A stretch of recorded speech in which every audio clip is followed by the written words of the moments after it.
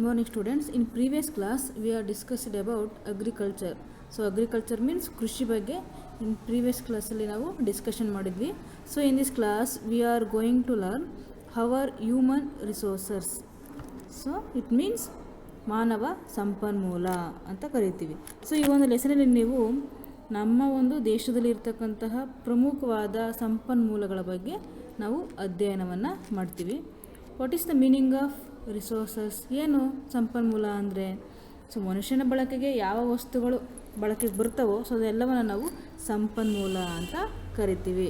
For example, ಇವಾಗ ನಮ್ಮ ಸುತ್ತಮುತ್ತ ನಾವು ಯಾವ್ಯಾವ ರೀತಿಯ ವಸ್ತುಗಳನ್ನು ನೋಡ್ತೀವಿ ಅಂದರೆ ನಿಮ್ಗೆ ಗೊತ್ತೇ ಇದೆ. ಸೊ ಗಾಳಿ, ಬೆಳಕು, ಹೌದಲ್ವಾ, ವಾಟರ್ ರಿಸೋರ್ಸಸ್ ಇರ್ಬೋದು, ಹಾಗೆಯೇ ಟ್ರೀಸ್ ಇರ್ಬೋದು, ಪ್ಲ್ಯಾಂಟ್ಸ್ ಇರ್ಬೋದು, ಫಾರೆಸ್ಟ್ ಇರ್ಬೋದು. ಸೊ ಇದೆಲ್ಲವೂ ಏನು ನೈಸರ್ಗಿಕವಾದಂತಹ ರಿಸೋರ್ಸಸ್ಗಳು. ಸೊ ಇದೆಲ್ಲವೂ ಹಾಗಾದರೆ ಮನುಷ್ಯನಿಗೆ ಸಂಪನ್ಮೂಲನ? ಹೌದು, ಇದೆಲ್ಲವೂ ಸಹ ಮನುಷ್ಯನಿಗೆ ಅವಶ್ಯಕವಾಗಿ ಬೇಕಾಗಿರ್ತಕ್ಕಂತಹ ಸಂಪನ್ಮೂಲ. ಸೊ ಈ ಒಂದು ಸಂಪನ್ಮೂಲಗಳನ್ನು ಅಂದರೆ ನೈಸರ್ಗಿಕವಾಗಿ ಸಿಗುವಂಥ ಸಂಪನ್ಮೂಲಗಳನ್ನು ಒಂದು ವ್ಯವಸ್ಥಿತವಾದ ರೀತಿಯಲ್ಲಿ ಬಳಸ್ಕೋಬೇಕು ಅಂದರೆ, ಅದನ್ನು ವ್ಯವಸ್ಥಿತವಾಗಿ ಬಳಸ್ಕೋಬೇಕು ಅಂದರೆ ಮನುಷ್ಯನೂ ಸಹ ಏನಾಗಿರಬೇಕು? ಸೊ ಅವನಿಗೆ ಜ್ಞಾನ ಅಂತಕ್ಕಂಥದ್ದು ಇರಬೇಕು. ಹಾಗಾದರೆ ಈ ಒಂದು ಸಂಪನ್ಮೂಲವನ್ನು ಒಂದು ಅಚ್ಚುಕಟ್ಟಾಗಿ ಒಂದು ಉತ್ತಮ ರೀತಿ ಬಳಸ್ಕೋಬೇಕು ಅಂದರೆ ಮನುಷ್ಯ ಅವಶ್ಯಕ. ಸೊ ಮನುಷ್ಯನೂ ಸಹ ಒಂದು ಸಂಪನ್ಮೂಲ ಅಂತ ಕರಿತೀವಿ. ಹೌದು, ಒಂದು ದೇಶದಲ್ಲಿ ಅತಿ ಬುದ್ಧಿವಂತರು ಇರತಕ್ಕಂಥ ಜನರು ಹೆಚ್ಚಾಗಿದ್ದರೆ ಸೊ ಆ ದೇಶ ಏನಾಗುತ್ತೆ? ಅಭಿವೃದ್ಧಿ ಆಗುತ್ತೆ. ಅತಿ ಕಡಿಮೆ ಎಜುಕೇಷನನ್ನು ಒಳಗೊಂಡಿರ್ತಕ್ಕಂಥವ್ರು ಇದ್ದರೆ ಏನಾಗುತ್ತೆ? ಆ ಒಂದು ದೇಶ ಅಭಿವೃದ್ಧಿ ಆಗೋದಿಲ್ಲ. ಸೊ ಇದರ ಒಂದು ಬೇಸ್ ಮೇಲೆ ಅಂದರೆ ಮಾನವ ಸಂಪನ್ಮೂಲ ಅಂತಕ್ಕಂಥ ಒಂದು ದೇಶಕ್ಕೆ ಎಷ್ಟು ಅವಶ್ಯಕ, ಸೊ ಏನೇನು ಸಮಸ್ಯೆಗಳಿದೆ ಅನ್ನೋದನ್ನು ಸೊ ಈ ಒಂದು ಲೆಸನಲ್ಲಿ ನಾವು ಡಿಸ್ಕಷನ್ ಮಾಡೋಣ. A thing of nature becomes a resource only when people are able to use it for their benefit. A thing of nature becomes a resource ಅಂದರೆ ಒಂದು ವಸ್ತು ಒಂದು ಸಂಪನ್ಮೂಲ ಆಗಬೇಕಾದ್ರೆ ಸೊ ಆ ಒಂದು ಸಂಪನ್ಮೂಲವನ್ನು ಬಳಸೋದಕ್ಕೆ ಮನುಷ್ಯನಿಗೆ ಗೊತ್ತಿರಬೇಕು. ಹೌದಲ್ವಾ? ಸೊ ಇವಾಗ ನಿಮ್ಮ ಮನೆ ಮುಂದೆ ಯಾವುದೋ ಒಂದು ಮರ ಬೆಳೆದಿದೆ. ಆ ಮರ ಬಳಕೆಗೆ ಬರುತ್ತೋ ಬರಲ್ವೋ ಅಥವಾ ಅದನ್ನು ಬಳಸ್ಕೋಬೋದೇ ಯಾವುದಾದ್ರು ರೀತಿಯಲ್ಲಿ ಅಂದರೆ ಆ ಮನುಷ್ಯನಿಗೆ ಗೊತ್ತಿರಬೇಕು. ಹೌದಾ? ಇವಾಗ ನಿಮ್ಮ ಮನೆ ಎದುರುಗಡೆ ಒಂದು ಹಲಸಿನ ಮರ ಇದೆ. ಅದು ಪ್ರತಿ ವರ್ಷ ಒಂದೊಂದು ಹಲಸಿನ ಬಿಡ್ತಾ ಹೋಗುತ್ತೆ. ಸೊ ನೀವು ಸುಮ್ಮನೆ ನೋಡ್ತಾ ಕೂತ್ಕೋತೀರಾ? ಇಲ್ಲ, ಅದು ಹಣ್ಣಾದಾಗ ನೀವು ಕಿತ್ಕೊಂಡು ತಿಂತೀರಾ. ಅಂದರೆ ಅದನ್ನ ಬಳಸೋ ರೀತಿ ನಿಮಗೆ ಗೊತ್ತಿರಬೇಕು. ಬಳಸೋದು ಗೊತ್ತಿಲ್ಲ ಅಂದರೆ ಆ ಒಂದು ಹಲಸಿನ ಹಣ್ಣು ಇರ್ಬೋದು, ಆ ಒಂದು ಮರ ಇರ್ಬೋದು, ನಿಮಗೆ ಬಳಕೆಗೆ ಬರೋದಿಲ್ಲ. ಸೊ ನಿಮ್ಮ ಮನೆ ಪಕ್ಕದಲ್ಲಿ ಯಾವುದೋ ಒಂದು ನದಿನೋ ಅಥವಾ ಏನೋ ಹರ್ಕೊಂಡು ಹೋಗ್ತಾ ಇದೆ ಅಂತ ತಿಳ್ಕೊಳ್ಳಿ. ಸೊ ಅದನ್ನ ನಿಮಗೆ ಬಳಸೋ ರೀತಿ ಗೊತ್ತಿದ್ರೆ ಅದನ್ನ ನೀವೇನು ಮಾಡ್ತೀರಾ? ಸೊ ಆಟ ಆಡೋದಿರ್ಬೋದು ಅಥವಾ ಏನೋ ದೋಣಿಯಲ್ಲಿ ವಿಹಾರ ಹೋಗೋದಿರ್ಬೋದು, ಈ ಥರ ಎಲ್ಲ ಮಾಡ್ತೀರಾ. ಜೊತೆಗೆ ಆ ಒಂದು ನೀರನ್ನು ಉತ್ತಮ ರೀತಿ ಬಳಸ್ಕೊಳ್ಳೋದು ಗೊತ್ತಿದ್ರೆ ಸೊ ಅಲ್ಲಿರ್ತಕ್ಕಂಥ ಸರ್ಕಾರ ಏನು ಮಾಡುತ್ತೆ? ಸೊ ಅದನ್ನ ವಿದ್ಯುತ್ ಶಕ್ತಿಯಾಗಿ ಅದನ್ನ ಪರಿವರ್ತಿಸ್ಕೊಳ್ಳೋ ಒಂದು ವಿಧಾನ ಗೊತ್ತಿದ್ರೆ ಬಳಸ್ಕೊಳ್ಳುತ್ತೆ. ಇಲ್ಲಾಂದರೆ ಸ್ವರ್ಪಾಡ್ಗದು ಹರ್ಕೊಂಡು ಹೋಗುತ್ತೆ. ಹೌದಲ್ವಾ? ಸೊ ಅದನ್ನ ಏನು ಆ ಒಂದು ಸಂಪನ್ಮೂಲವನ್ನು ಬಳಸ್ತಕ್ಕಂಥದ್ದು ಮನುಷ್ಯನಿಗೆ ಗೊತ್ತಿರಬೇಕು. ಸೊ ಅದೇ ರೀತಿ ಮಣ್ಣು. ಸೊ ಮಣ್ಣು ಸಹ ಒಂದು ಸಂಪನ್ಮೂಲ ಅಂತ ಹೇಳ್ತೀವಿ. ಹೇಗೆ ಅಂತ ಹೇಳಿದ್ರೆ, ಇವಾಗ ನೀವು ಪ್ರತಿದಿನ ನಿಮ್ಮ ಮನೆ ಸುತ್ತ ಅಥವಾ ಹೊಲಗಳಲ್ಲಿ ಮಣ್ಣು ನೋಡೇ ಇರ್ತೀರ. ಸೊ ಅದನ್ನು ನಿಮ್ಗೆ ಬಳಸೋದು ಗೊತ್ತಿದ್ರೆ ಅದರಲ್ಲಿ ಪ್ಲ್ಯಾಂಟ್ಸ್ಗಳನ್ನು ಬೆಳಿತೀರ. ಸೊ ಗೊತ್ತಿಲ್ಲ ಅಂದರೆ ಅರ್ಪಡ್ಗದು ಆ ಮಣ್ಣು ಹಾಗೆಯೇ ಪಾಳು ಬಿದ್ದಿರುತ್ತೆ. ಸೊ ಅದೊಂದು ಸಂಪನ್ಮೂಲವಾಗಿ ಪರಿವರ್ತಿಸ್ಕೊಳ್ಳೋದು ಯಾರು? ಮನುಷ್ಯ. ಸೊ ಮನುಷ್ಯನೂ ಸಹ ಇಲ್ಲಿ ಪ್ರಮುಖವಾದಂಥವನು. ಸೊ ಅದನ್ನೇ ಅವ್ರು ಹೇಳ್ತಾ ಇದ್ದಾರೆ, a think of nature become a resource only when people are able to use. ಮನುಷ್ಯರು ಯಾವಾಗ ಅದನ್ನ ಬಳಸೋದಕ್ಕೆ ಏಬಲ್ ಆಗ್ತಾರೋ ಸೊ ಆವಾಗ ಅದು ಒಂದು ವಸ್ತು ಸಂಪನ್ಮೂಲವಾಗಿ ಬಳಕೆ ಆಗುತ್ತೆ. That is why people are A kind of resource called human resource. So ಅಂತಹ ಒಂದು ಮನುಷ್ಯರನ್ನು ಅದು ಬಳಕೆ ಮಾಡುವಂತಹ ವಿಧಾನ ಗೊತ್ತಿರ್ತಕ್ಕಂಥ ಮನುಷ್ಯರನ್ನು ನಾವು ಹ್ಯೂಮನ್ ರಿಸೋರ್ಸಸ್ ಅಂತ ಕರಿತೀವಿ.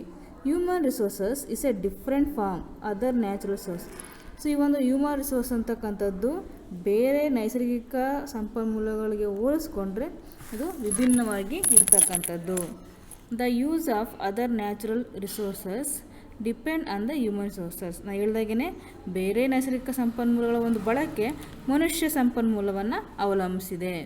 Human resources are therefore more important than all other natural resources. So ಈ ಒಂದು ಹ್ಯೂಮನ್ ರಿಸೋರ್ಸಸ್ ಅಂತಕ್ಕಂಥದ್ದು ಬೇರೆ ಎಲ್ಲ ಸಂಪನ್ಮೂಲಗಳಿಗಿಂತ ಇದು ಪ್ರಮುಖವಾದಂಥದ್ದು, ಮುಖ್ಯವಾಗಿ ಇರ್ತಕ್ಕಂಥದ್ದು. ಯಾಕೆ ಅಂದರೆ ಸೊ ಆ ಒಂದು ಸಂಪನ್ಮೂಲವನ್ನು ಬಳಸ್ತಕ್ಕಂಥವ್ನು ಯಾರು? ಮನುಷ್ಯ. ಸೊ ಮನುಷ್ಯನೇ ಅದನ್ನು ಬಳಸ್ತಕ್ಕಂಥದ್ದು ಗೊತ್ತಿಲ್ಲ ಅಂದರೆ ಆ ಸಂಪನ್ಮೂಲಗಳು ಹಾಗೆ ಉಳ್ಕೋತವೆ. The development of all other natural sources depend on the development of human resources. So ಈ ಬೇರೆ ಸಂಪನ್ಮೂಲಗಳ ಒಂದು ಬಳಕೆ ಮತ್ತು ಅದರ ಒಂದು ಅಭಿವೃದ್ಧಿ ಯಾವುದನ್ನು ಅವಲಂಬಿಸಿದೆ ಅಂದರೆ ಮನುಷ್ಯ ಸಂಪನ್ಮೂಲವನ್ನು. ಇವಾಗ ನಾನು ಹೇಳ್ದಾಗೇ ಸೊ ಒಂದು ಬೆಟ್ಟ ಇದೆ ನಿಮ್ಮ ಮನೆ ಹತ್ರ. ಸೊ ಆ ಬೆಟ್ಟನ ಅದನ್ನ ಜಲ್ಲಿಕಲ್ಲಾಗಿ ಮಾಡುವಂಥದ್ದು ಇರ್ಬೋದು, ಹೌದಲ್ವಾ? ಸೊ ಯಾವುದೋ ಒಂದು ಬೆಟ್ಟನ ಕಡಿದು ಜಲ್ಲಿಕಲ್ಲಾಗಿ ಮಾಡ್ತಕ್ಕಂಥದ್ದು ಅಥವಾ ರಸ್ತೆಯನ್ನು ನಿರ್ಮಾಣ ಮಾಡ್ತಕ್ಕಂಥದ್ದು, ಇದನ್ನೆಲ್ಲ ಯಾರು ಮಾಡ್ತಾರೆ?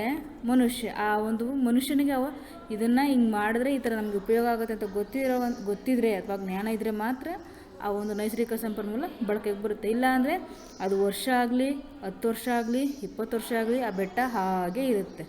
ಸೊ ಅದನ್ನ ಬಳಸ್ಕೊಳ್ಳೋ ವಿಧಾನ ಯಾರು ಗೊತ್ತಿರಬೇಕು? ಮನುಷ್ಯನಿಗೆ. ಸೊ ಮನುಷ್ಯನು ಸಹ ಒಂದು resource. The total population of a country is not the only criterion to know about its human resources.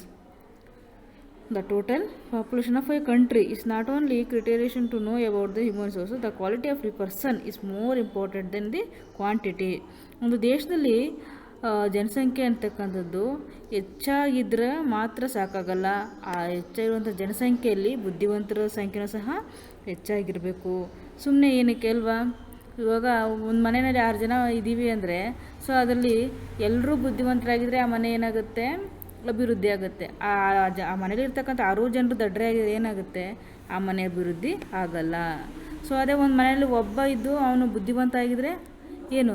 So ಮನೆಗೆ ಯೂಸ್ಫುಲ್ ಆಗುತ್ತೆ. ಅಂದರೆ ಆ ಮನೆಯಲ್ಲಿ ಎಷ್ಟು ಜನ ಇದ್ದಾರೆ ಅನ್ನೋದು ಇಂಪಾರ್ಟೆಂಟ್ ಅಲ್ಲ, ಆ ಮನೇಲಿರ್ತಕ್ಕಂತಹ ಬುದ್ಧಿವಂತರ ಸಂಖ್ಯೆ ಎಷ್ಟಿದೆ ಅನ್ನೋದು ಇಂಪಾರ್ಟೆಂಟು.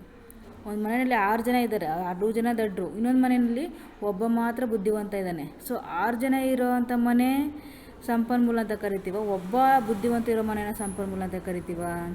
ಒಬ್ಬ ಇರ್ತಕ್ಕಂಥದ್ದು. ಯಾಕೆ? ಆ ಒಬ್ಬ ಬುದ್ಧಿವಂತ 6 ಜನರನ್ನು ಯೂಸ್ ಮಾಡಿಕೊಂಡು ಕೆಲಸ ಮಾಡಿಸಿ ಅವ್ರ ಕೈಲಿ ದುಡ್ಡನ್ನು ಸಂಪಾದನೆ ಮಾಡ್ಬೋದು. ಅದೇ ಈ 6 ಜನ ದಡ್ರನ್ನ ಇಟ್ಕೊಂಡು ಏನು ಮಾಡೋಕ್ಕಾಗುತ್ತೆ? ಹೌದಲ್ವಾ? ಸೊ ಸಂಪನ್ಮೂಲ ಅಂತ ಯಾರನ್ನು ಕರಿತೀವಿ? ಒಬ್ಬ ಬುದ್ಧಿವಂತನನ್ನು. ಸೊ ಹಾಗೆಯೇ ಒಂದು ದೇಶದಲ್ಲಿ ಕೋಟಿ ಜನಸಂಖ್ಯೆ ಇದ್ದರೆ ಇಂಪಾರ್ಟೆಂಟ್ ಅಲ್ಲ, ಆ ಕೋಟಿ ಜನಸಂಖ್ಯೆಯಲ್ಲಿ ಬುದ್ಧಿವಂತರ ಸಂಖ್ಯೆ ಎಷ್ಟಿದೆ ಅನ್ನೋದು ಸಹ ಅಲ್ಲಿ ಲೆಕ್ಕಕ್ಕೆ ಬರುತ್ತೆ. ಸೊ ಇಲ್ಲಿ ಹೇಳಿದ್ದಾರೆ ನೋಡಿ, the quality of person is more important than the quantity. The person who are healthy, ಯಾರು ಆರೋಗ್ಯವಾಗಿರ್ತಾರೆ ಮತ್ತು ಯಾರಿಗೆ ಸ್ಕಿಲ್ಲು, ಒಂದು ಕೌಶಲ್ಯ, ಹಾಗೆಯೇ ಎಜುಕೇಷನ್, ಒಬ್ಬ ಶಿಕ್ಷಣವನ್ನು ಹೊಂದಿರತಕ್ಕಂತಹ ವ್ಯಕ್ತಿ, ಹಾರ್ಡ್ ವರ್ಕಿಂಗ್, ಹಾಗೆಯೇ adventurous R the real human sources of the country. So ಯಾವ ಒಂದು ದೇಶದಲ್ಲಿ ತುಂಬ ಹೆಲ್ದಿಯಾಗಿರ್ತಕ್ಕಂಥ ಜನಸಂಖ್ಯೆ, ತುಂಬಾ ಕೌಶಲ್ಯ ಇರ್ತಕ್ಕಂಥ ಜನಸಂಖ್ಯೆ, ಹಾಗೆಯೇ ಉತ್ತಮ ಶಿಕ್ಷಣವನ್ನು ಹೊಂದಿರುವಂಥ ಜನರು, ಹಾಗೆಯೇ ಹೆಚ್ಚು ಶ್ರಮಪಟ್ಟು ಕೆಲಸ ಮಾಡ್ತಕ್ಕಂಥ ಜನರು ಇರ್ತಾರೋ ಸೊ ಅದನ್ನು ನಾವು ಹ್ಯೂಮನ್ ರಿಸೋರ್ಸ್ ಅಂತ ಕರಿತೀವಿ. ಸೊ ಇವಾಗ ನಮ್ಮ ಫಾರ್ ಎಕ್ಸಾಂಪಲ್ ನಮ್ಮ ಇಂಡಿಯಾದಲ್ಲಿ 120 ಇವಾಗ 2011 ಒಂದು ಜನಗಣತಿಯಲ್ಲಿ 120 ಕೋಟಿ ಜನಸಂಖ್ಯೆ ಇದೆ ಅಂತ ಹೇಳಿದ್ದಾರೆ. ಆ 120 ಕೋಟಿ ಜನಸಂಖ್ಯೆನ ಒಂದು ಸಂಪನ್ಮೂಲ ಅಂತ ಕರೀತಾರೆ, ಹೌದು. ಬಟ್ ಅದರಲ್ಲಿ ಬುದ್ಧಿವಂತರ ಸಂಖ್ಯೆ ಎಷ್ಟಿದೆ ಅನ್ನೋದ್ರ ಮೇಲೆ ಡಿಪೆಂಡು, ಹೌದಲ್ವಾ? Our country as A very large population, it is the second most populous country in the world. Our country as A very large population, ಹೌದಾ? ಸೊ ಇದಿಷ್ಟು ಹ್ಯೂಮನ್ ರಿಸೋರ್ಸ್ ಆಯಿತು. ಸೊ ಇದು ಒಂದು ಹ್ಯೂಮನ್ ರಿಸೋರ್ಸ್ ಅಂತಕ್ಕಂಥದ್ದು ನಮ್ಮ ಭಾರತ ದೇಶಕ್ಕೆ ಸ್ವತಂತ್ರ ಬಂದ ಮೇಲೆ ಇದು ಹೇಗೆ ಬೆಳವಣಿಗೆ ಆಯಿತು ಅಂತ ನೋಡೋಣ. Our country as A very large population, it is the second most populous country in the world. So ಇಡೀ ಪ್ರಪಂಚದಲ್ಲಿ ನಮ್ಮ ಒಂದು ದೇಶ ಅತಿ ಹೆಚ್ಚು ಜನಸಂಖ್ಯೆಯನ್ನು ಒಳಗೊಂಡಿರುವಂತಹ 2ನೇ ಅತಿ ದೊಡ್ಡ ರಾಷ್ಟ್ರ. Our country has made great progress after independence. ಸ್ವಾತಂತ್ರ್ಯದ ನಂತರ ನಮ್ಮ ದೇಶ ಈ ಒಂದು ಜನಸಂಖ್ಯೆಯನ್ನು ಅಭಿವೃದ್ಧಿಪಡಿಸೋದಕ್ಕೋಸ್ಕರ ಅವರ ಒಂದು ಏಳಿಗೆಗೆ ಹಲವಾರು ಕಾರ್ಯಕ್ರಮಗಳನ್ನು ಕೈಗೊಳ್ಳುತ್ತೆ. ಅವರ agricultural production as almost tripled. So ನಮ್ಮ ದೇಶದಲ್ಲಿ ಅಗ್ರಿಕಲ್ಚರ್ ಅಂತಕ್ಕಂಥ ಪ್ರಮುಖವಾದಂತಹ ವೃತ್ತಿ ಮತ್ತು ಅದನ್ನು ಅಭಿವೃದ್ಧಿಪಡಿಸೋದಕ್ಕೋಸ್ಕರ ಹಲವಾರು ಯೋಜನೆಗಳನ್ನು ಸಹ ಹಾಕ್ಕೊಳ್ತಾರೆ ಈ ಒಂದು ಸ್ವತಂತ್ರ ಪೂರ್ವ ಕಾಲದ ನಂತರ. ಸೊ ಏನೇನು ಮಾಡ್ತಾರೆ ಅಂತ ಹೇಳಿದ್ರೆ, many dams have been build to make proper use of water sources. So ಈ ಒಂದು ಅಗ್ರಿಕಲ್ಚರನ್ನು ಇಂಪ್ರೂವ್ ಮಾಡೋದಕ್ಕೋಸ್ಕರ ವಾಟರ್ ಸೋರ್ಸನ್ನು ಉತ್ತಮವಾಗಿ ಬಳಕೆ ಮಾಡೋದಕ್ಕೋಸ್ಕರ ಡ್ಯಾಮ್ಗಳನ್ನು ಕಟ್ತಾರೆ. Industrial production as increased A lot. So ಇದರಿಂದ ಏನಾಗುತ್ತೆ, industrial production as increased A lot. ಇವಾಗ ಭತ್ತ, ಕಬ್ಬು, ರಾಗಿ, ಜೋಳ, ಹತ್ತಿ, ಸೆಣಬು ಅಂತ ಅವರು ಹಲವಾರು ಅಗ್ರಿಕಲ್ಚರ್ ಪ್ರೊಡಕ್ಷನ್ಗಳಿಗೆ ಅವರು ಏನು ಮಾಡ್ತಾರೆ, ಪ್ರೋತ್ಸಾಹ ಕೊಡ್ತಾರೆ. ಸೊ ಪ್ರೋತ್ಸಾಹ ಕೊಟ್ಟಾಗ ಸೊ ಅದನ್ನು ಬಳಸ್ಕೊಳ್ತಕ್ಕಂಥ ಕೈಗಾರಿಕೆಗಳು, ಇಂಡಸ್ಟ್ರಿಯಲ್ ಏರಿಯಾಗಳು ಸಹ ಜಾಸ್ತಿ ಆಗುತ್ತೆ. ಸೊ ಇವಾಗ ಭತ್ತವನ್ನು ಬೆಳೀತಾರೆ, ಭತ್ತವನ್ನು ಅಕ್ಕಿಯಾಗಿ ಪರಿವರ್ತನೆ ಮಾಡೋದಕ್ಕೆ ಒಂದು ಇಂಡಸ್ಟ್ರಿ ಬೇಕು. ಹಾಗೆಯೇ ಹತ್ತಿ ಬೆಳೀತಾರೆ, ಹತ್ತಿಯನ್ನು ಬಟ್ಟೆಯಾಗಿ ಅಥವಾ ಕ್ಲಾತಾಗಿ ಅದನ್ನ ಟರ್ನ್ ಮಾಡೋದಕ್ಕೆ, ಸೊ ಅದಕ್ಕೆ ಸಂಬಂಧಪಟ್ಟಂಥ ಇಂಡಸ್ಟ್ರಿ ಅಲ್ಲಿ ಬೆಳವಣಿಗೆ ಆಗುತ್ತೆ. ಸೊ ಹೀಗೆ ಆ ಒಂದು ಕೈಗಾರಿಕೆಗೆ ಸಂಬಂಧಪಟ್ಟಂತೆ ಇಂಡಸ್ಟ್ರಿಯಲ್ ಏರಿಯಾಗಳು ಸಹ ಏನಾಗುತ್ತೆ, ಇನ್ಕ್ರೀಸ್ ಆಗುತ್ತೆ. Many big factories have been set up. It has been possible only due to widespread education. So ಇದೆಲ್ಲ ಯಾವುದರಿಂದ ಸಾಧ್ಯ ಆಯಿತು ಅಂತ ಹೇಳಿದ್ರೆ ಎಜುಕೇಷನಿಂದ. ಮನುಷ್ಯನಿಗೆ ಎಜುಕೇಷನ್ ಕೊಟ್ಟಾಗ ಇದೆಲ್ಲವೂ ಸಹ ಉತ್ತಮವಾಗಿ ಇಂಪ್ರೂವ್ ಆಗುತ್ತೆ. We know have more schools and colleges. ನಮಗೆಲ್ಲ ಗೊತ್ತೇ ಇದೆ. ಸೊ ಅದಕ್ಕೆ ಸಂಬಂಧಪಟ್ಟಂಗೆ ಹಲವಾರು ಸ್ಕೂಲ್ಗಳಿದೆ, ಕಾಲೇಜ್ಗಳಿದೆ. ಸೊ ಇದೆಲ್ಲವೂ ಏನು, ಮನುಷ್ಯನನ್ನು ಅಥವಾ ಹ್ಯೂಮನ್ ರಿಸೋರ್ಸನ್ನು ಉತ್ತಮವಾಗಿ ಅದನ್ನ ಬಳಸ್ಕೊಳ್ಳೋದಕ್ಕೋಸ್ಕರ ನಡೀತಾ ಇರ್ತಕ್ಕಂಥದ್ದು. There is also a great progress made in medical facilities. So ಇದಲ್ಲದೆ ಮೆಡಿಕಲ್ ಫೆಸಿಲಿಟೀಸ್ಗಳು ಕೂಡ ಏನಾಗಿದೆ, ಇತ್ತೀಚಿನ ದಿನಗಳಲ್ಲಿ ಅದೆಲ್ಲವೂ ಪ್ರೋಗ್ರೆಸ್ಗಳು ಏನಾಗ್ತಾಯಿದೆ, ಬೆಳವಣಿಗೆಯನ್ನು ಆಗ್ತಾಯಿದೆ. There has been a great progress in the mean of communication. ಅದ್ರ ಜೊತೆಗೆ ಕಮ್ಯುನಿಕೇಷನ್, ಟ್ರಾನ್ಸ್ಪೋರ್ಟ್ ಇವು ಸಹ ಅಭಿವೃದ್ಧಿ ಆಗಿದೆ. ಸೊ ನಿಮಗೆ ಒಂದು 20 ವರ್ಷದಿಂದ ನೋಡ್ರೆ ಗೊತ್ತಿರುತ್ತೆ, ಮೊಬೈಲ್ಗಳೆಲ್ಲ ಯೂಸ್ ಮಾಡ್ತಾನೆ ಇರಲಿಲ್ಲ ಜನರು ಹೆಚ್ಚಾಗಿ. ಸೊ ಎಲ್ಲಿಕೋ ಒಬ್ಬರ ಹತ್ರ, ಶ್ರೀಮಂತರ ಹತ್ರ ಲ್ಯಾಂಡ್ಲೈನ್ ಅಂತಕ್ಕಂಥದ್ದು ಇರ್ತಿತ್ತು. ಸೊ 20 ವರ್ಷದ ನಂತರ ಒಂದು 10 ವರ್ಷಗಳ ಹಿಂದೆ ಏನಾಯ್ತು, ಈ ಮೊಬೈಲ್ ಅಂತಕ್ಕಂಥದ್ದು ಪರಿಚಯ ಆಗುತ್ತೆ. ಸೊ ಈಗೇನು ಮನೇಲಿ 4 ಜನಕ್ಕೂ 5 ಜನ ಇದ್ದರೆ 5 ಜನದ ಹತ್ರ ಮೊಬೈಲು. ಸೊ ಈ ರೀತಿ ಟೆಕ್ನಾಲಜಿ, ಕಮ್ಯುನಿಕೇಷನ್ ಅಂತಕ್ಕಂಥದ್ದು ಅಭಿವೃದ್ಧಿಯಾಗಿದೆ. ಸೊ ಟ್ರಾನ್ಸ್ಪೋರ್ಟ್ ಅಂತಕ್ಕಂಥದ್ದು ಅಷ್ಟೇ. ಬಸ್ಸು ನಿಮ್ಮೂರಿಗೆ ಮೊದಲೆಲ್ಲ ಬಂದರೆ ಬರ್ತಿತ್ತು, ಇಲ್ಲಾಂದರೆ ಇಲ್ಲ, ಹೌದಲ್ವಾ? ಸೊ ಇವಾಗ ಗಂಟೆಗೊಂದು ಬಸ್ ಬರಬಹುದು. ಸೊ ಈ ರೀತಿ ಟ್ರಾನ್ಸ್ಪೋರ್ಟ್ ಅಂತಕ್ಕಂಥದ್ದು ಸಹ ಅಭಿವೃದ್ಧಿ ಆಗಿದೆ. New roads and railway lines have been build. Roads now connect many villages. So ಈ ಒಂದು ರೋಡ್ಗಳು ಸಹ ಏನಾಗಿದೆ, ಹಲವಾರು ಹಳ್ಳಿಗಳನ್ನು ಕನೆಕ್ಟ್ ಮಾಡೋ ರೀತಿಯಲ್ಲಿ ಅಭಿವೃದ್ಧಿ ಆಗ್ತಾ ಇದೆ. ಸೊ ಅದರಿಂದ ವಾಟರ್ ಇರ್ಬೋದು, electricity, telephone etcetera are available in many villages. All this help in developing human resource. ಇದೆಲ್ಲವೂ ಏನಕ್ಕೆ, ಸೊ ಇದೆಲ್ಲವೂ ಸಹ ಬಳಸ್ಕೊಂಡು ಟ್ರಾನ್ಸ್ಪೋರ್ಟ್ ಇರ್ಬೋದು, ಕಮ್ಯುನಿಕೇಷನ್ ಇರ್ಬೋದು, ಎಲೆಕ್ಟ್ರಿಸಿಟಿ, ಮೆಡಿಕಲ್ ಫೆಸಿಲಿಟಿ ಇದೆಲ್ಲವನ್ನು ಯೂಸ್ ಮಾಡಿಕೊಂಡು ಮಾನವ ಸಂಪನ್ಮೂಲ ಅಂತಕ್ಕಂಥದ್ದು ಅಭಿವೃದ್ಧಿ ಆಗಬೇಕಾಗಿದೆ. There is a no doubt that we have made great progress in almost all the field. The living. So ಇದರಿಂದ ನಮಗೇನು ಗೊತ್ತಾಗುತ್ತೆ, ಈ ಒಂದು ಹ್ಯೂಮನ್ ರಿಸೋರ್ಸ್ ಅಂತಕ್ಕಂಥದ್ದನ್ನು ನಾವು ಅಚ್ಚುಕಟ್ಟಾಗಿ ಒಳ್ಳೆ ರೀತಿಯಲ್ಲಿ ಬಳಸ್ಕೊತಾ ಇದ್ದೀವಿ. ಸೊ ಇದರಿಂದ ಏನಾಗಿದೆ, ಸೊ ಏನು ಈ ಸಂಪನ್ಮೂಲಗಳನ್ನ ನಾವು ಬಳಸ್ಕೊತಾ ಇದ್ದೀವೋ, ಆ ಸಂಪನ್ಮೂಲಗಳನ್ನು ಬಳಸ್ತಾ ಏನಾಗಿದೆ, ಕೆಲವೊಂದು ಜನಸಂಖ್ಯೆ ಹೆಚ್ಚಳದೊಂದಿಗೆ ಕೆಲವೊಂದು ಸಮಸ್ಯೆಗಳು ಸಹ ಇವತ್ತಿನ ದಿನಗಳಲ್ಲಿ ಉಗಮ ಆಗಿದೆ. ಸೊ ಆ ಸಮಸ್ಯೆಗಳ ಬಗ್ಗೆ ನೋಡೋಣ. The living standard of A people has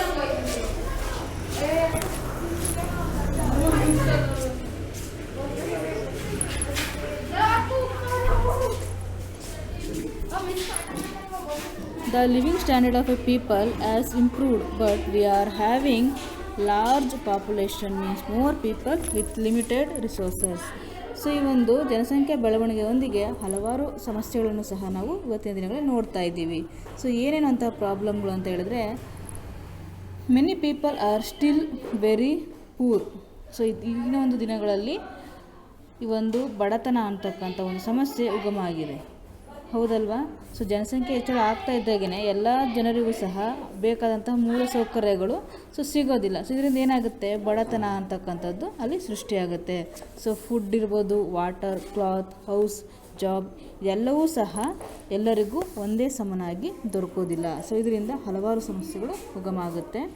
they are not able to provide good food, education and medical facilities. So ಈ ಪೂರ್ ಅಂದರೆ ಏನು ಬಡವರು ಅಂತ ಇದ್ದಾರೋ, ಸೊ ಅವರು ಈ ಫುಡ್ ಇರ್ಬೋದು, ಎಜುಕೇಷನ್, ಮೆಡಿಕಲ್ ಫೆಸಿಲಿಟೀಸ್ ಇದೆಲ್ಲವನ್ನು ತಮ್ಮ ಮನೆಯವರಿಗೆ ಒಂದು ಒಳ್ಳೆ ರೀತಿಯ ಒಂದು ಫೆಸಿಲಿಟೀಸ್ಗಳನ್ನು ಕೊಡಲಿಕ್ಕೆ ಆಗೋದಿಲ್ಲ. ಸೊ ಈ ಒಂದು ಬಡತನದ ಸಮಸ್ಯೆಯಿಂದಾಗಿ ಒಂದು ಒಳ್ಳೆ ಫುಡ್ ಇರ್ಬೋದು, ಮೆಡಿಕಲ್ ಫೆಸಿಲಿಟಿ, ಎಜುಕೇಷನ್ ಇದೆಲ್ಲವನ್ನು ತಮ್ಮ ಮಕ್ಕಳಿಗೆ ಕೊಡಲಿಕ್ಕೆ ಸಾಧ್ಯ ಆಗಲ್ಲ. There is serious problem of unemployment. So ಇದೆಲ್ಲವೂ ಅನ್ಎಂಪ್ಲಾಯ್ಮೆಂಟ್ನಿಂದ ಆಗ್ತಕ್ಕಂಥ ಒಂದು ಸೀರಿಯಸ್ ಪ್ರಾಬ್ಲಮ್. ಮತ್ತು ಇನ್ನೊಂದು ದೊಡ್ಡ ಸಮಸ್ಯೆ ಯಾವುದು ಅಂತ ಹೇಳಿದ್ರೆ, the other big problem in our country is that of migration. So ವಲಸೆ ಅಂತಕ್ಕಂಥದ್ದು ಸಹ ನಮ್ಮ ದೇಶದ ಒಂದು ಅತಿ ದೊಡ್ಡ ಸಮಸ್ಯೆ. A large number of people are migrating from village to cities in search of jobs. So ಈ ಒಂದು ಮೈಗ್ರೇಷನ್ ಅನ್ನೋದು ಏನಕ್ಕಾಗುತ್ತೆ ಅಂತ ಹೇಳಿದ್ರೆ, ಸೊ ಹಳ್ಳಿಗಳಲ್ಲಿ ಕೆಲಸ ದೊರೆಯದೇ ಇದ್ದಾಗ ಏನಾಗುತ್ತೆ, ಜನರು ಸಿಟಿಗಳಿಗೆ ವಲಸೆ ಹೋಗ್ತಾರೆ, ಮೈಗ್ರೇಟ್ ಆಗ್ತಾರೆ. ಸೊ ಇದರಿಂದ ಏನು ಸಮಸ್ಯೆ ಆಗುತ್ತೆ, our cities are getting overcrowded. ಇದರಿಂದ ಏನು ಸಮಸ್ಯೆ ಆಗುತ್ತೆ ಅಂತ ಹೇಳಿದ್ರೆ, ಸಿಟಿಗಳಲ್ಲಿ ಜನಸಂಖ್ಯೆ ಹೆಚ್ಚಾಗುತ್ತೆ, overcrowded. So overcrowded ಆದಾಗ ಪೊಲ್ಯೂಷನ್ಗಳಾಗುತ್ತೆ, ಹೌದಲ್ವಾ. ಸೊ ಪೊಲ್ಯೂಷನ್ ಇರ್ಬೋದು, ಅವ್ರಿಗೆ ಉಳ್ಕೊಳ್ಳೋದಕ್ಕೆ ಸ್ಥಳದ ಒಂದು ಅಭಾವ. ಸೊ ಈ ರೀತಿ ಹಲವಾರು ಸಮಸ್ಯೆಗಳು ಉಗಮ ಆಗುತ್ತೆ. Pollution is increasing in cities. So ಇದರಿಂದ ಪೊಲ್ಯೂಷನ್ ಸಹ ಹೆಚ್ಚಾಗುತ್ತೆ. A large number of people are forced to live in slum area where the living condition are very unhygienic. So pollution ಅಂತಕ್ಕಂಥದ್ದು ಹೆಚ್ಚಾಗುತ್ತೆ, ಜೊತೆಗೆ ಜನಸಂಖ್ಯೆ, ಸಿಟಿಗಳಲ್ಲಿ ಜನಸಂಖ್ಯೆ ಅಂತಕ್ಕಂಥದ್ದು ಹೆಚ್ಚಾಗುತ್ತೆ. ಸೊ ಜನಸಂಖ್ಯೆ ಹೆಚ್ಚಾದಾಗ ಈ ಒಂದು ಸ್ಲಮ್ ಏರಿಯಾ ಅಂತಕ್ಕಂಥದ್ದು ಸೃಷ್ಟಿಯಾಗುತ್ತೆ. ಸ್ಲಮ್ ಏರಿಯಾ ಅಂತ ಹೇಳಿದ್ರೆ ಒಂದು ಸಣ್ಣ ಪ್ರದೇಶದಲ್ಲಿ ಅತಿ ಹೆಚ್ಚು ಜನರು ತುಂಬ ಒತ್ತೊತ್ತಾದಂತಹ ಮನೆಗಳಲ್ಲಿ ವಾಸ ಮಾಡ್ತಕ್ಕಂಥದ್ದು. ಸೊ ಈ ರೀತಿಯಲ್ಲಿ ಅವರು ವಾಸ ಮಾಡ್ತಾರೆ. ಸೊ ಇಲ್ಲಿ ನಿಮಗೆ ಒಂದು ಪಿಕ್ಚರನ್ನು ಕೊಟ್ಟಿದ್ದಾರೆ ನೋಡಿ. ಸೊ ಇಲ್ಲಿ ಇದನ್ನು ನಾವು ಸ್ಲಮ್ ಏರಿಯಾ ಅಂತ ಕರಿತೀವಿ. ಸಿಟಿಗಳಲ್ಲಿ ಕಂಡುಬರ್ತಕ್ಕಂತಹ ಸ್ಲಮ್ ಏರಿಯಾ. ಇಲ್ಲೇನಾಗಿದೆ, ಮನೆಗಳೆಲ್ಲ ತುಂಬ ಒತ್ತೊತ್ತಾಗಿ ಹತ್ತಿರದಲ್ಲಿದೆ. ಸೊ ಅಲ್ಲಿ ಓಡಾಡಲಿಕ್ಕೆ ಸರಿಯಾಗಿ ಪ್ಲೇಸ್ ಇರಲ್ಲ, ಅವ್ರಿಗೆ ಕುಡಿಯೋ ನೀರಿನ ವ್ಯವಸ್ಥೆ ಸರಿಯಾಗಿರೋದಿಲ್ಲ. ಹಾಗೆಯೇ ಶಿಕ್ಷಣ ಅಥವಾ ಎಜುಕೇಷನ್ ಏನು ಪಡ್ಕೋಬೇಕು ಅಂದ್ಕೊಂಡಿರ್ತಾರೋ ಅದೆಲ್ಲವೂ ಸಹ ಅವರಿಗೆ ಮರೀಚಿಕೆಯಾಗಿರುತ್ತೆ. ಸೊ ಇದೆಲ್ಲ ಈ ಒಂದು ಸ್ಲಮ್ ಏರಿಯಾದಲ್ಲಿ ವಾಸ ಮಾಡ್ತಕ್ಕಂಥ ಜನರು ಅನುಭವಿಸ್ತಕ್ಕಂತಹ ಕೆಲವೊಂದು ಸಮಸ್ಯೆಗಳು. ಅವರ ಒಂದು ಲಿವಿಂಗ್ ಕಂಡೀಷನ್ ಸಹ ಏನಾಗಿರುತ್ತೆ, ಅನ್ಹೈಜೆನಿಕ್. ಸೊ ಈ ರೀತಿಯ ಒಂದು ಸಮಸ್ಯೆಗಳು ಮೈಗ್ರೇಷನಿಂದ ಸೃಷ್ಟಿಯಾಗ್ತಕ್ಕಂಥದ್ದು.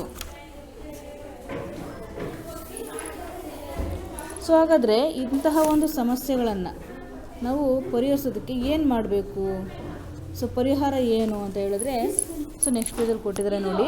To solve this problem, first of all we have to control our population growth. So ನಾವು ಏನು ಮಾಡಬೇಕು ಅಂದರೆ ಜನಸಂಖ್ಯೆಯ ಬೆಳವಣಿಗೆಯನ್ನು ಕಡಿಮೆ ಮಾಡಬೇಕು, ಜನಸಂಖ್ಯಾ ನಿಯಂತ್ರಣವನ್ನು ಮಾಡಬೇಕು. Second step to stop migration. Second step ಏನು ಮಾಡ್ತೀರಾ, ಸೊ ಮೈಗ್ರೇಷನನ್ನು ಕಡಿಮೆ ಮಾಡಬೇಕು. ಅಂದರೆ ಜನರು ಹಳ್ಳಿಯಿಂದ ಸಿಟಿಗೆ ವಲಸೆ ಹೋಗ್ತಕ್ಕಂಥದ್ದನ್ನು ಕಡಿಮೆ ಮಾಡಬೇಕು. The government should provide more jobs and civic amenities in rural area. So ಜನರು ಹಳ್ಳಿಯಿಂದ ಸಿಟಿಗಳಿಗೆ ಹೋಗದೇ ಇರೋ ಹಾಗೆ ಹಳ್ಳಿಗಳಲ್ಲಿ ಜಾಬ್ಗಳನ್ನು ಸೃಷ್ಟಿ ಮಾಡಬೇಕು. ಸೊ ಈ ರೀತಿ ಮಾಡಿದಾಗ ಜನರು, ಸೊ ನಮ್ಮ ಹಳ್ಳಿಲೇ ನಮಗೆ ಕೆಲಸ ಸಿಗಬೇಕಾದ್ರೆ ಸೊ ನಾವೇನಕ್ಕೆ ಸಿಟಿಗೆ ಹೋಗೋದು ಅಂತ ಸೊ ಅವರು ವಲಸೆ ಹೋಗೋದನ್ನು ಕಡಿಮೆ ಮಾಡ್ತಾರೆ. ಜೊತೆಗೆ ಅವರವರ ಹಳ್ಳಿಗಳಲ್ಲೇ ಉಳ್ಕೊಳ್ಳೋದ್ರಿಂದ ಸೊ ಅವ್ರ ಹಳ್ಳಿಗಳು ಸಹ ಅಭಿವೃದ್ಧಿಯಾಗುತ್ತೆ. ಸೊ ಈ ರೀತಿ ನಮ್ಮ ಒಂದು ಸರ್ಕಾರಗಳು ಕೆಲವೊಂದು ಕಾರ್ಯಕ್ರಮಗಳನ್ನು ಕೈಗೊಂಡ್ರೆ ಸೊ ಈ ಒಂದು ಮೈಗ್ರೇಷನನ್ನು ಕಡಿಮೆ ಮಾಡ್ಬೋದು. The most important factor for the development of human resources is to provide education. So ಇದೆಲ್ಲರ ಜೊತೆ ಈ ಒಂದು ಮಾನವ ಸಂಪನ್ಮೂಲದ ಒಂದು ಅಭಿವೃದ್ಧಿ ಮಾಡಬೇಕು ಅಂತ ಹೇಳಿದ್ರೆ ಸೊ ನಾವಲ್ಲಿ ವಿ ಶುಡ್ ಪ್ರೊವೈಡ್ ಎಜುಕೇಷನ್. ನಾವು ಎಜುಕೇಷನನ್ನು, ಶಿಕ್ಷಣವನ್ನು ಆ ಒಂದು ಜನರಿಗೆ ಪ್ರತಿಯೊಬ್ಬರೂ ಸಹ ಎಜುಕೇಟ್ ಆಗಬೇಕು. ಸೊ ಆ ರೀತಿಯಲ್ಲಿ ಎಜುಕೇಷನನ್ನು ನೀಡಬೇಕು. ಸೊ ಹಾಗೆ adult literacy campaign for adult is one of the measures in that direction. ಜೊತೆಗೆ ಸಾಧ್ಯವಾದಷ್ಟು ಅಡಲ್ಟ್ಸ್ಗೆ ಎಜುಕೇಷನನ್ನು ನೀಡ್ತಕ್ಕಂತಹ ಕಾರ್ಯಕ್ರಮಗಳನ್ನು ಕೈಗೊಳ್ಳಬೇಕು. So these measures will help in developing our human resources. So ಇಷ್ಟೆಲ್ಲ ಕಾರ್ಯಕ್ರಮಗಳನ್ನು ಕೈಗೊಂಡ್ರೆ ಯಾವುದು ಮೈಗ್ರೇಷನನ್ನು ತಡಿತಕ್ಕಂಥದ್ದು, ಹಳ್ಳಿಗಳಲ್ಲಿ ಇರ್ತಕ್ಕಂಥ ಜನರು ವಲಸೆ ಹೋಗದಿರೋ ತಡೆದ್ರೆ, ಅದೇ ರೀತಿ ಎಜುಕೇಷನನ್ನು ಕೊಟ್ಟರೆ, ಸೊ ಈ ರೀತಿ ಎಲ್ಲ ಕಾರ್ಯಕ್ರಮಗಳನ್ನು ಕೈಗೊಂಡಾಗ ಜೊತೆಗೆ ಈ ಒಂದು ಪಾಪ್ಯುಲೇಷನ್ ಗ್ರೋತನ್ನು ಕಡಿಮೆ ಮಾಡ್ತಕ್ಕಂಥದ್ದು, ಈ ಥರ ಒಂದು ಕಾರ್ಯಕ್ರಮಗಳನ್ನು ಕೈಗೊಂಡಾಗ ನಾವು ನಮ್ಮ ದೇಶದ ಒಂದು ಸಂಪನ್ಮೂಲವನ್ನು ಹ್ಯೂಮನ್ ರಿಸೋರ್ಸನ್ನು ನಾವು ಅಭಿವೃದ್ಧಿಯತ್ತ ಸಾಗಿಸ್ಬೋದು. ಸೊ ಇದಿಷ್ಟು ಈ ಒಂದು ಲೆಸನಲ್ಲಿ ನೀವು ಹ್ಯೂಮನ್ ರಿಸೋರ್ಸ್ ಬಗ್ಗೆ ತಿಳ್ಕೊಳ್ತಕ್ಕಂಥ ಕೆಲವೊಂದು ಇಂಪಾರ್ಟೆನ್ಸ್ಗಳು.